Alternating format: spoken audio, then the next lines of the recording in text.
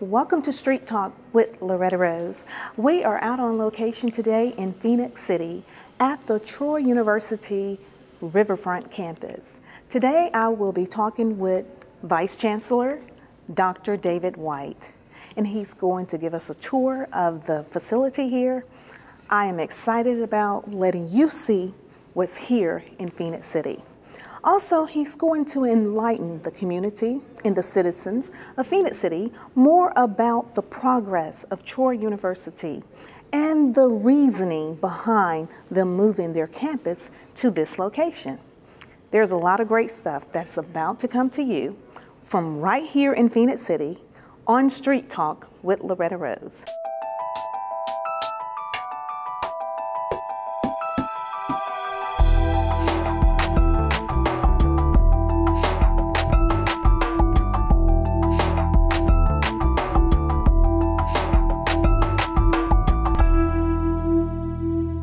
Welcome to Street Talk.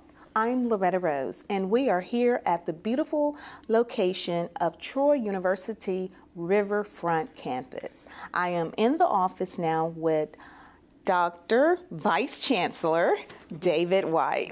How are you, sir? I'm good, Loretta. Thanks for joining us today. Thank you for having us in your beautiful office. The campus is just amazing. It's so beautiful here. Thank you. We feel that we're very, very fortunate. We're very, very pleased that we're located now in the downtown area of Phoenix City and part of the revitalization of the riverfront.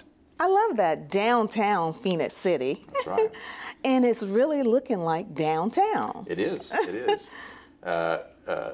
This may have been the beginning of that revitalization. It's a plan that goes back more than 20 years. The city and the county always planned to revitalize this downtown riverfront area, and part of that plan was an anchor location for an institution of higher ed. And fortunately, they selected Troy for that role, and here we are today. It is wonderful. Well, for people that don't know Dr. David White, let us know your point A to point B, where it all started that led you up to this point as Vice Chancellor Dr. David White. Well, certainly. I spent a previous career in the Army. I was in the Army for 26 years prior to coming to Troy, and the Army was very good to me. I got my master's and my PhD while I was in the Army, and then ended up being assigned to Fort Benning 4 or 5 times, either for training or for permanent assignment. So from 1970 forward, I kept looking at the way that Columbus and Phoenix City were growing. And when my family and I returned from Europe in 1992, we decided that when I did retire, it would be here. And fortunately, I was offered a position by Troy University for my second career, and I've been working for them for 21 years now. And the last 7 as the Vice Chancellor. I was appointed in the fall of 2010. Wow. So we appreciate your service. Thank you. A veteran. Thank I you. did not know that. That is wonderful. So where did you retire at? I retired as a full colonel. Wow. Salute to you. Thank you. Did you retire here? I did. Okay. Wonderful. Wonderful. That's nice to know. Well, a lot of people may wonder, how did this beautiful campus come about? And then why did Troy University choose this location? Well, that's a great question. The city of Phoenix City and Russell County had long-term plans to revitalize this area. And over 20 years ago, they built it into their strategic process and into their comprehensive planning. And part of that plan, as I mentioned earlier, was to anchor the revitalization with some sort of a higher ed institution. And so about 15 years ago, they began discussing this process with our university, with Troy University, with the idea that we would have a presence down here on this 3-acre piece of property, gorgeous piece of property on the river, just in the heart of what will be the future revitalized downtown. And so we thought it was a great vision. And Troy then made a strategic decision to support this plan. And in doing so, we decided we were going to completely relocate our current campus from its location just off the 431 campus across from CVCC that's right. to this location. So when you think about that, not many colleges or universities choose to make that kind of decision. Right. I mean, literally relocate themselves. So within the next 3 to 5 years, we will have completely moved from a 30-acre, 5-building campus to a 1-building, 3-acre campus located here. Wow. And then we'll sell off our older buildings, our other buildings, and that'll be it. And we'll be permanently located here with all of our faculty, staff, and students. Oh, so currently you still have some staff there? That's right. Okay. So the building you're in, and we're going to tour it here in a few minutes. The building you're in now represents half of what will be our final building. So we built the first half. We're calling it Phase 1. And I've actually got about 55% of my operation moved here already. Okay. And then when we build out over the next few years, I'll have enough space to move everything else here. Okay. And Troy University Phoenix City campus will be located on this 3-acre campus. It is a beautiful campus, riverfront location. Everything is just so amazing. I wish everybody could get a chance to see what is taking place here in Phoenix City, and that's why we're going to give you a tour today with Dr. White, and we're excited about to be able to bring that to the community, to the citizens of Phoenix City, and so that you'll know what is happening here in your community. Now, a lot of people may want to know also, Dr. White, how did the resources come about? Because I'm sure it was a very wide collaboration effort. Well, you know, that's another good question. Our university had enough space at our current campus off of 431 that the issue of building down here wasn't about needing more space. It was about supporting the economic development plans of the community. As a result of that, our chancellor agreed to the process, but said we've got to figure out a way to raise the money from the community, because the state wasn't going to support the project because we didn't actually need the space. We were going to replace space. So that's the great story about this property. It represents $6 million of gifts and grants and investment by the community on both sides of the river to make this campus happen. And the original idea was just to build sort of a smaller building here. But then as we got into the process, we thought, you know, strategically, we really need to think about moving the entire campus here. So the project was upsized. And so we raised $6 million and then asked the chancellor to take money out of his reserves to help us build what we call Phase 1, which is the building we're in and that we're going to tour. And we were able to do it because the city gifted the university not just the precious 3 acres of riverfront that we're on, but an additional $2 million toward the project. So this building is here, and this process is taking place because the community got behind us. Wow! So we're just very, very pleased. And the university, this is you're in a $12 million building, $10 million of construction, and about $2 million to fill it up with furniture and mostly electronics associated with modern teaching. Well, I'm going to share this with you. I grew up in this neighborhood, and because part of it, you know, has been demolished, Riverview. Yeah. And I'm going to speak on behalf of the voice of some of the others in the community. I left when I was a child. I was about 12 years old, and well, 11, about 11 or 12, and some live here, and people may want to know, well, where are the people going to go that live here? So, because I notice one thing about Troy is that you all are involved in the community. So even though you've come here to relocate your campus, you are very involved with the community, and I see your work that you're doing in the community that you have become a part of. Well, that's a big part of our mission. All of our satellite campuses in the Troy system, and we have one at Montgomery and one at Dothan, as well as one here in Phoenix City. All of those campuses have a significant community engagement role. So I take that job very, very seriously. We are part of the community. And we've always had a strong relationship with the Housing Authority, and particularly with the Riverview apartment complex, and they're our neighbors here. Absolutely, I see it. And so, and being able to locate next to them has made it even better. But we take that very seriously. Now, as you may know, Loretta, the Riverview apartment complex is being completely revitalized. Okay. And when I say completely, I mean it will eventually be taken down to the ground and built back up again into a beautiful neighborhood, a mixed economy, a mixed use. And so it will look like any modern neighborhood you might see anywhere. And part of some of the neighbors will be low income, some will be affordable, some will be market, but it'll be one beautiful neighborhood. Wonderful. Lots of green space. It'll just be gorgeous.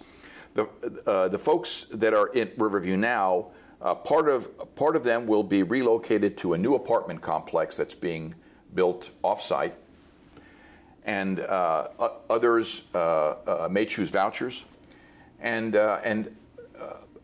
when it's rebuilt, folks who want to come back can come back. Oh. So. That's good. That's nice. Above all, with that revitalization, the residents of Riverview are going to be taken care of. And as you may know, Riverview is only the first part of it. Frederick Douglass will be the next part of the housing area, next housing area to be revitalized. So we're excited about that. And we see this being instrumental in moving the community forward for the next decade or two. It's going to be a win-win all the way around. It will be. Well, that's good to know, because I didn't know that. So we're going to stay on top of that. And what a lot of people in the community don't know, and this is what I want to be able to highlight, Troy University gets out involved in the community. I have seen the work that you all do in the community, getting involved with the children, reading programs, taking them to Tuskegee, I heard. I don't see a whole lot of universities that be a part of a community like it's their own. Yeah. You know what I'm saying? Yeah. So that's what Troy is out here doing. And before we go to the next phase, why is it so important for Troy University to be a part of community service? Because that's what I noticed, even with your alumni, they're hit hard all about community service. Well, to echo some of your comments, we feel strongly that the campuses, the satellite campuses that are part of communities are truly part of communities, not just in name, but in action. And so we expect our faculty and our staff and our students to be actively engaged in all kinds of events in the community. And that's from the top down. So I'm engaged in those sort of things, all the way down to secretaries and receptionists. Everyone is engaged. I love it. And if you believe that and you do it, it's amazing how, first of all, how uplifting it is. Yes. I mean, it really is a wonderful mission to have, and it's a wonderful path to follow. That's number one. Number two, it's rewarding. I mean, whatever we give, I guarantee you, we get back more than we give. That's all. Isn't that always the way it is? Yes, sir. So it's just wonderful. And right now, it's so exciting. There are so many incredible things happening in our community, and really on both sides of the river. But in Phoenix City and Russell County, it's just a wonderful time to be here. It's a time of great change. Yes. And in fact, you know, if you were here 3 years ago, we would have been sitting on grass, because nothing was here 3 years ago. This building, we started construction a little over about that time, when you know, we've occupied this for about the last 2 years. Wonderful. So this is new construction, and in the last 3 to 5 years, there have been amazing changes. We've talked a little bit about some of what's going on with Riverview Apartments right next to us, but the streetscaping of Whitewater Avenue out in front of our building, which is a beautiful example of how urban planners are rebuilding their urban centers. It's 2 lanes. The traffic has been slowed. It's got on-street parking. It's got wide sidewalks, places to sit, places to walk your animals. It's just wonderful. And the new parking garage that the city has also built, not only to help us with overflow parking, but to help the Marriott Hotel next to us with the same. So the city's fully invested in the revitalization. We're excited about that. Troy is fully invested in the downtown revitalization. And there are others. Uptown Columbus is invested in our revitalization. W.C. Bradley is invested in our revitalization. It makes sense now. So, and when everyone's pulling together, it's amazing what you can do. It's amazing what can happen. Now, you mentioned about the garage. Yeah. How did that come about, and how was that supported? Yeah, that's a great story, because we're on a 3-acre piece of property here, and we've got a parking lot that will accommodate the traffic and parking that we have for our building at Phase 1, which is about 50% of the size it's going to be. But we don't have enough space on the land for parking when we build out. And so part of the agreement, one of the many things one of the many ways in which the city supported us was to build this parking garage that would allow for additional parking when we build out this building, and also provide overflow parking for the Marriott, which is right next door to us, and eventually to support the upgrade of the Phoenix City Plaza in the next probably 3 to 5 years. Oh, wonderful! So it's exciting, and the city took that on, and we could not have built on this smaller piece of property without that support. Right, I love it. How we all come together for one common purpose. That's right. That's and right. great things happen. Yeah, and look what happens when you do Absolutely. that. Absolutely. Well, you're watching Street Talk with Loretta Rose. I am here with Vice Chancellor Dr. David White here at Troy University Riverfront Campus. We're about to get ready to go on a tour to help you get an insight of what is taking place here in Phoenix City and with the beautiful campus of Troy University. Stay tuned. You're watching Street Talk with Loretta Rose here on CTV Beam.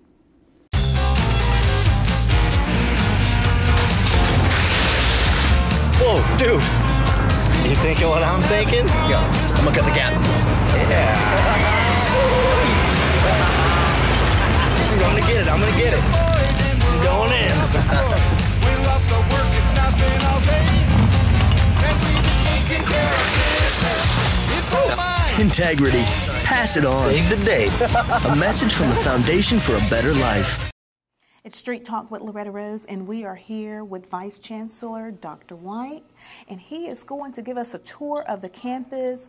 But Dr. White, I can't help but notice all this beautiful painting by Mr. Mike Howard, who is from Phoenix City. Yes. But he is a awesome professional artist. That's Tell right. us about Mike Howard. Well, it's a great story. Mike Howard grew up in Phoenix City.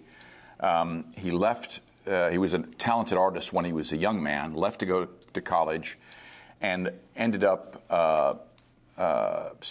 living in the New York City area, lives in Brooklyn now, and has been painting all his life. And a few years ago, he approached us about the possibility of leaving a legacy of his work for the city. It's this idea of giving back, which is, I think, so powerful. And so his work has spanned decades. And every floor in this building is a gallery for his art. So we're very, very pleased. He gifted us almost $2 million worth of art. So we're very, very proud to display it and very thankful that he would be willing to do that for our university and for the community. And so he's done lots of different kinds of work in lots of different styles. But one of the things that he's done is work that gets integrated into set design. And so here behind you, you see a 2011 Vogue shoot. It was a photography shoot that was set up by his wife, who's a set designer, professional set designer.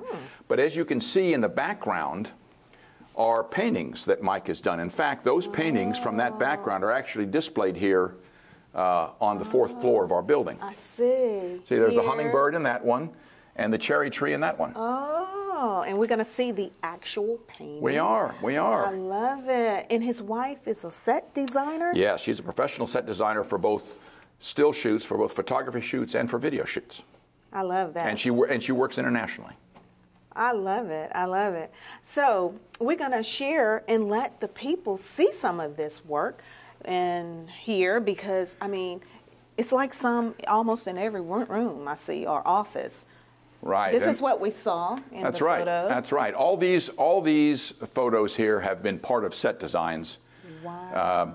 And in fact, this area right here is sort of set up as a set. This is some furniture out of Mary Howard, his wife's collection, and then as you can see, we've displayed some of the artwork that was used in some of those photo shoots behind it. Beautiful, beautiful. I love it. A great place. And Mike Howard is from Phoenix City. That is nice to show the community the greatness that has come out of the city of Phoenix City. That's right. That's right. And then to come back and to be able to give back to the city. I think that's such a powerful message. I mean, you know, there are many of us in this world that are successful. There are not as many of us that are successful that give back. And I think that's really important. And for Mike, he gives something that's very precious. That is his own art. All right, so let's look ahead. Okay. Let's look. Beautiful. So, we're on the what floor? We're on the 4th floor. This floor is pretty much all administrative, and so you've just come out of the Vice Chancellor's suite area. We're walking down the hall, and we're going to pop into what I think is one of the most beautiful rooms we have. We call it our boardroom, and it has a gorgeous balcony that overlooks the Chattahoochee River, and so that's where we're going to go next. All right, Dr. White, tell us next. I love this room. Thank you. We're entering the boardroom. We call it our boardroom. It's actually our largest meeting room. And come on in. It's a gorgeous room. Oh yes, this is nice. And you know, one of the decisions we made when we were building this building, a way of sort of giving back to the community for the support they gave us, was that we would make our facilities available to the community. And because our classes are night, weekend, and internet, our facilities are really available during the day.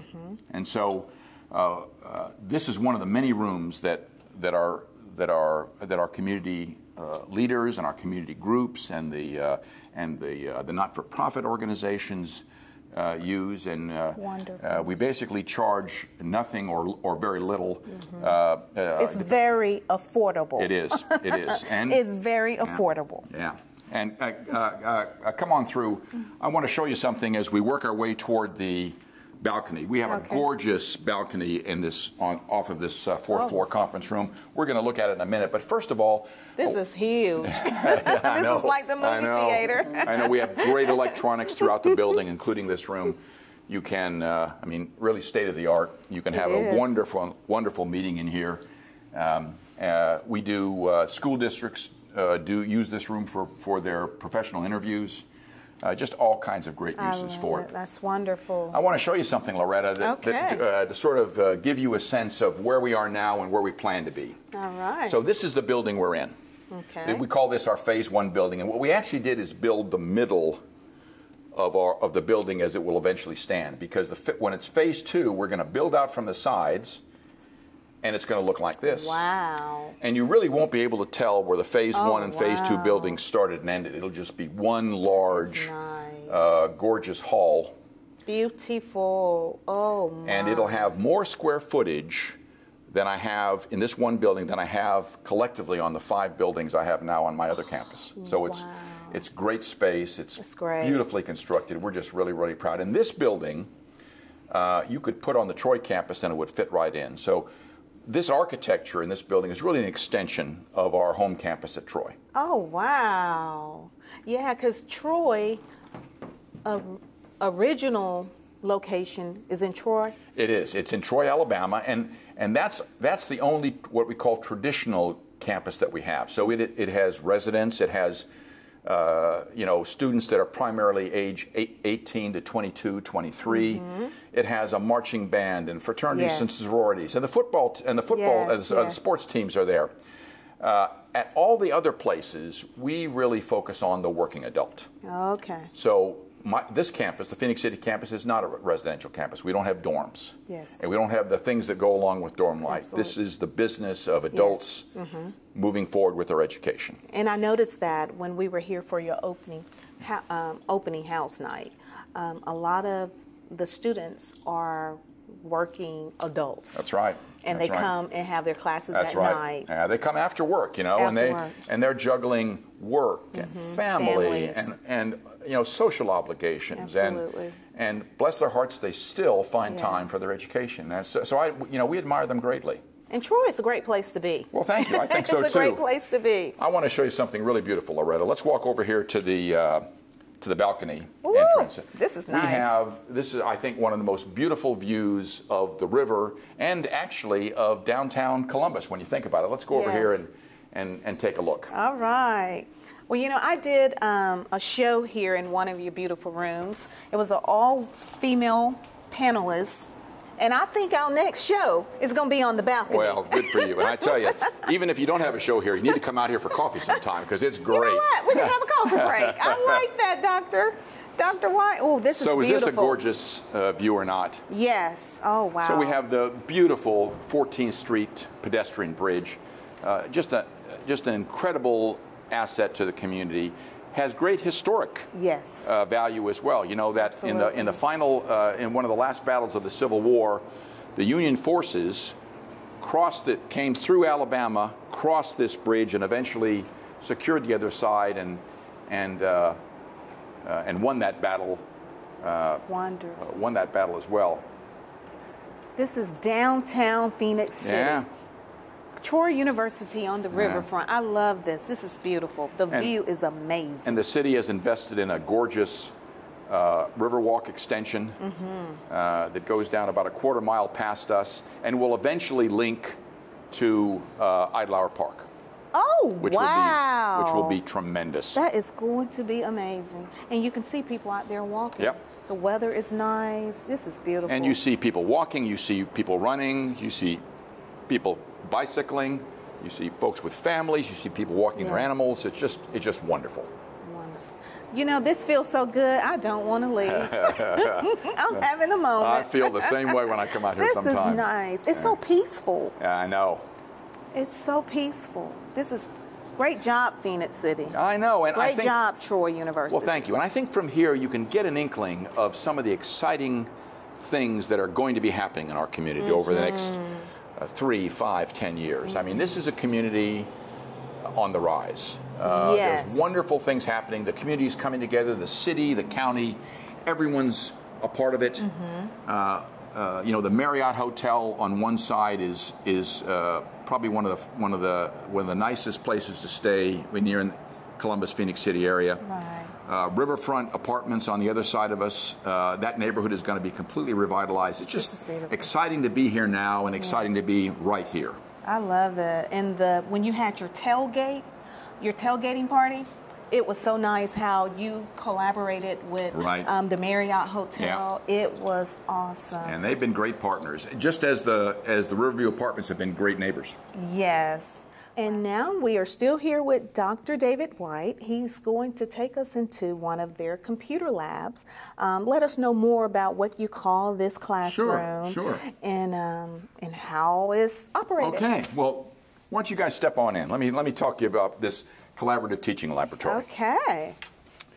We had a choice when we were building the building about making this a computer lab. And these days, first of all, we had enough computer laboratories in the building. And so I chose to convert this to what we call a collaborative teaching laboratory. And as you can see, it's set up with these pods. Because what we know today is that if you're working in today's modern workforce, you're probably working in groups, collaborative groups, work groups. And so our students need to understand that that's the way folks work today. Oh, that's true. And so you go into a business anywhere and things aren't set up in rows like they might have been before. Folks work together. So that's exactly what this room is designed to do. So we break down our class into smaller groups and they work from these pods. And let me talk a little bit about these to you. Come. Here, let's sit down right here by this one. Okay. All right. So this is a bring your own device collaborative working pod. And so whether you have whether it's a phone or a tablet or a portable computer, you plug it in here and you can display on either one of these two screens. So you could have 5 or even 6 people around this table. Someone could be working on a PowerPoint presentation. Someone else could be, other people could be researching the web. You could call up any of the images from any of the people on the table that they have from their devices. So it's great for collaborative work. It's great for group work. It's great for sort of strategic planning. And then if you look at the rest of the room, you can see we've got a number of these pods. And in the area, that open area allows us to bring sort of tables in here if the instructor wants to have everyone sort of huddle periodically, you know, and go from a group work to sort of classroom work. So we really love this. We think it's part of what higher education is in the future as opposed to what it was in the past. And although it complements a computer lab, you can understand it's very, very different than that. I love the feel. It's very inviting, and it doesn't feel intimidating for an adult. Yeah. And how do you like those chairs? I mean, one of the things we wanted to do here is wanted to make sure the furniture was comfortable. Because, as you said, I think when you work in groups, nice. I think the more comfortable you are, the more relaxed you are. Exactly. You know, I think the better. And don't forget, our students come here 1 night a week for their class. They have 2 classes, they come 2 nights a week. But they're here for about 4 hours. And so we are concerned about their comfort. And we think it's very important that we provide furniture that's appropriate for adults, that sort of mimics their working environment. This feels a lot like a task chair that you might have at work. Yes, this is and nice. that you know, gives them a sense of how they translate the information from their class into the real world. Absolutely. I love it. State of the art. Yeah. Everything. I love that. And let me tell you how the instructor works out of this class. So we're going to walk over here to the Instructor Station. And so this is a classroom. And like any classroom, it has an Instructor Station. So the Instructor Station is here. The instructor can, from his or her screen, they can put something on all the screens or one of the screens, so they can interact with their students in all kinds of different ways. Let's walk behind there and see. So, so this is what it looks like if you're the instructor. As you can see from here, the instructor can see all of the groups that are there. He or she can call up any of the screens on her screen, or if she has some instructional material that she wants to present to one of the groups or all of the groups, she can do it from this location. So it really is a good example of how we're using technology to teach better. Absolutely. And we think in this particular building, we've had the opportunity to put all new technology. Yes. And the last thing I want to show you, let's walk this way. We're going to stand right in front of this whiteboard. Okay. So you may have heard the term smart boards in the past. Yes. And for years now, there have been specially made boards that allow you to interact with an online component by touching it. We've gone one step further now, and no longer do we use smart boards, we use smart projectors. So if you look up, this is called a short throw projector. And if you've taught in the past and used a projector, one of the things you're always trying to do is stay out, not block the pic. Here you don't have to worry about that because the image comes down very close. So the instructor can get very, very close to the board. And what's most important is that what used to be smart board technology is now in the projector. So when we want to upgrade this, I don't have to upgrade all the boards. The boards are just sort of standard whiteboards. We just upgrade a chip in the projector. So it's much more cost efficient and much quicker to replace. This is my first time hearing this, I guess because I've been out of the classroom for so long, but this makes me want to come back. But this is awesome because The last time I remember is smart boards. And I've never seen it this way. So. And as you know, the way smart boards work is the image that's on your computer is transferred here. So you can touch this, and it acts just like a computer screen. Wow, that is amazing. That is amazing. All of that here in Phoenix City. Troy University, Riverfront campus. Got to plug it in for you.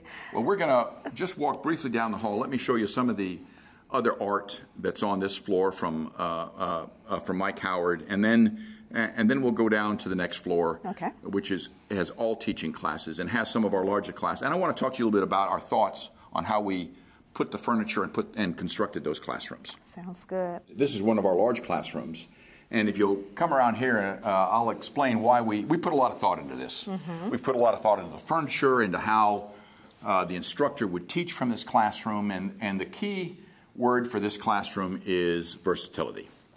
So all of our furniture is movable. So even though it may start off set up like this, if the instructor wants this to be the setup, it could be reconfigured during the class without calling custodian. In other words, students and teachers do this. So if the teacher wants to break into groups of 4, all she does, or all they do is have the students reconfigure. And now you have groups of 4. Awesome. And you can do it for groups of 6 or 8. You can make horseshoes. This furniture is just very, very versatile. And it allows you to move the classroom around during the instruction to fit whatever the instructional needs are, and doesn't keep you sort of trapped into fixed furniture as sort of is the tradition. I like that. The chairs are comfortable. In fact, let's sit down here for a second, Loretta, and talk a little bit more. These are very comfortable chairs. All right. You sit on that one, I'll sit next to you. Well, thank you, sir. So I'm in the classroom. I know. With Dr. White. We're going to sit at the table? We are. And you'll recall that when we were talking before, we talked about the fact that students are in the classroom for 4 hours. And so you can't just have them. First of all, you have to have furniture that's comfortable. Right. But secondly, you just can't have them sitting in the same chair in the same position for that long. But you got to move them around. And so configuring the classroom is a part of that. Having comfortable furniture is a part of it. Having a big desk. You know, when our students come after work, they just need lots of room. We tested a shorter version of this, but our students wanted the bigger desk because they bring their stuff from work. Exactly. And computers and all of that, and so. That's right. And any bags you may have, your briefcases. And the other thing we do in this classroom is we allow students to have food and drink. So I know it's sort of traditional that you don't allow students to have food and drink, but I tell you, our students are adults. Exactly. They're very responsible. Very responsible. They come here at 6 o'clock at night and they're hungry. And they need that to help them to stay, alert and to get through, know. And not surprisingly, we've never had a problem with that. I mean, it just isn't a problem. All of this furniture is easily cleanable. Even our carpets, the carpets are carpet squares. And so if you have a spill or you have a problem, you don't have to replace the whole carpet. You just replace the squares that you need. So it's really designed to be a student-friendly classroom above all. You all thought everything, every detail. I think we did. And I'll tell you, the faculty and the students had a lot to do with this. So as opposed to sort of administration deciding what's best for everybody, we really got a lot of input from the folks that'll be using it, on a daily basis. I guess that makes sense. Let's get up for a second. I want to show you another really interesting element of this teaching system. So we're going to go over here, and you're going to see a wall filled with whiteboards. And these whiteboards, they can be, both sides can be used. There's one for every workstation. And they can fit on the side. They can double as a testing divider. That is cool. That is cool. Students can display them based on whatever the instructor wants, either on the wall, or as you can see over here, we have a mobile rack that could be used, or they can do it from their seats. Oh, so nice. Once again, the key word for this classroom, for all of our classrooms, is versatility, flexibility, and adaptability. This is a magnificent university. Well, we're very pleased to be here. In this room, we can put about 50 students behind desks. Wow. But if we move the desks out, we can probably fit about 100 people in chairs in stadium-type seating. So that's why you can call this one of your largest? Yes. All right, okay, that makes sense. Makes sense. And the instructor or professor point of view is the same as the Right. others? We've got the same great technology in this classroom as we have in every one of our classrooms. So this instructor station is a duplicate of the instructor station we saw in the other classroom. This is just a bigger version of that. Wow, this is nice. Troy, really, really bringing some... Well, thank you. Thank you. We're proud of that. You've really... It's excellent. It's excellent. Has to excel to, you know, I mean, greater expectation than I expected. Yeah. Well, we're really pleased that the way the university has supported the project, Right. and of course the way the community has supported the project. That's why it got done. And you know, this right here helps the community, those that are interested in furthering your education. When you begin to see what's here, it helps you a little more. It helps you, and it helps you to embrace the change. But I just did not know all of this was like this until I came. Wow. And then with you educating us and informing us more, it really, really makes sense. Well, I'm glad you were able to come today. I'm excited. Okay, you want to continue the tour? Yes, we're going to continue. Stay tuned. You're watching CTV Beam. Wow. College already. Yeah. We gotta go. I love you. I love you too, Daddy.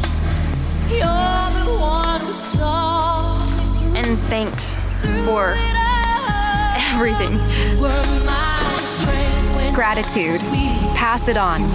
A message from the Foundation for a Better Life. We have been touring with Dr. White here at Troy University. And Dr. White, we are finally at the bottom floor. So please tell me what is here. Well, this is a great place to talk about one of the unique features of this building, which is that we have a built-in tornado shelter on the bottom floor. And we're about to enter that. In fact, I'm going to open the door here because it's a heavy door. It's a steel door. Wow. So everything inside of here is tornado shelter, although it doesn't look like that. Let's go on in and take a look. Normally, bathrooms aren't a big deal, but in a tornado shelter, you have to have a unisex bathroom available. And so in this building, when we were planning it, we stacked all of the women's bathrooms on one side of the atrium and all the men's bathrooms on the other, so that in case of a tornado, this bathroom and the one on the other side could both be turned into unisex bathrooms. Wow. And it's very nice. Yeah. And then we're about to go through the, we're about to temporarily leave the tornado shelter. These are heavy gauge steel doors, and go into the atrium, which is not designated tornado space, but if you look across the hallway, our tornado safe space begins there again, and it's pretty much a mirror of what's going on this side of the building. This is nice. I love the atrium. Isn't this nice? So let's walk out of the atrium for a second and talk a little bit about it. So there's a couple of great things about this space. First of all, it's beautiful space. And it's also versatile space, like everything else in this building. In fact, you can see over here on our left that it's set up for an induction ceremony tonight. One of our honorary organizations is inducting new student members in tonight. We don't have traditional social fraternities and sororities like they have at a residential campus. All of our organizations and societies are professional organizations. They're designed to help our students in their career path. Yes. So they're all very serious, and they're sought after organizations for membership. Wow. But the atrium is broad. It's very light. It's very, very versatile. We can use it for ceremonies, for socials. We can use it for large public events. It spills out onto our outdoor space, our plaza, and we'll probably go out there, next. And now we're out here on the plaza. So tell us about this beautiful plaza and this statue behind us. Well, the statue, which is about 20 feet tall, on a base that's about 7 feet tall. The statue is done by an artist out of China by the name of Wu Baizu, who over the last 20 years has had a personal friendship with our chancellor, Dr. Jack Hawkins Jr. And there is a statue just like this at all the Troy campuses, including the home campus and the 3 satellite campuses, Dothan, Montgomery, and Phoenix City. And it sort of links us to our home campus, which we think is important, as does the architecture of this building. In fact, you may remember, Loretta, we were up there on the balcony on the 4th floor looking out just a few minutes ago. Absolutely, yes. Yeah.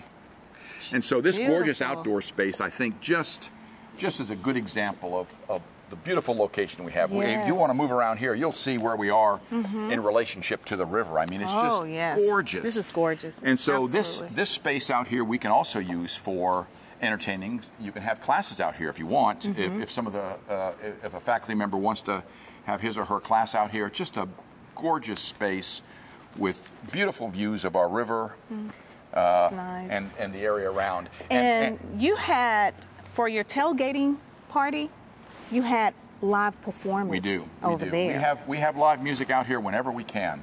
So nice. it's just a very, very versatile space. And if you look right over here, Loretta, you're going to see another statue. And that's a statue of a phoenix. And that was done by the same Chinese artist that did our Trojan statue. Oh, wow. The statue itself is a little over 7 feet tall, and it's a gift from the university to the city, to the citizens and the city of Phoenix City and Russell County, and thanks for the support that we received in building this building. A gift. That is so beautiful. That is so wonderful. Well, I mean, you receive gifts because you give so many gifts. Thank you. You're giving a lot back to the community. I love this. I mean, I know you are proud of the progress. I mean, how does that make you feel to see from the planning stage to seeing this? How do you feel? Well, it's great. It's always great to see something come to completion. Yes. So we all have great plans in our lives, and we all have dreams. Yes. And it's always especially nice when those dreams come true, isn't it? Yes. And so, I think this is a good example of that. The building you see behind, this massive building that's in front of us, is only half of what it will eventually be. I mean, come back in about 3 years. Let's do this again. We will. In the expanded building, and I think this is always a good place to end our tour, because it sort of allows us to allows us to think about all the things that folks have accomplished to make this happen. I mean, folks that started working on this project perhaps 20 years ago, whether they were in the city or whether they're in the community or whether they're at the university. Before I was a part of this project, before many of us were a part of this project, but you just keep working at things, and if you're persistent, if you stay with it, great things can happen. I think that's a great way to end it. Very inspirational. Well, you've been watching Street Talk with Loretta Rose with Vice Chancellor Dr. David White. You are such a great guy, though. Thank you. It's really wonderful. are. I'm so glad to tour you through today. Awesome. I appreciate you Thank so you. much. Thank you. We'll have to do this again, huh? Absolutely. Coffee on the balcony one of these days. Yeah. I love it. I love it. We're going to make that happen. You're watching Street Talk with Loretta Rose here on CTV Beam.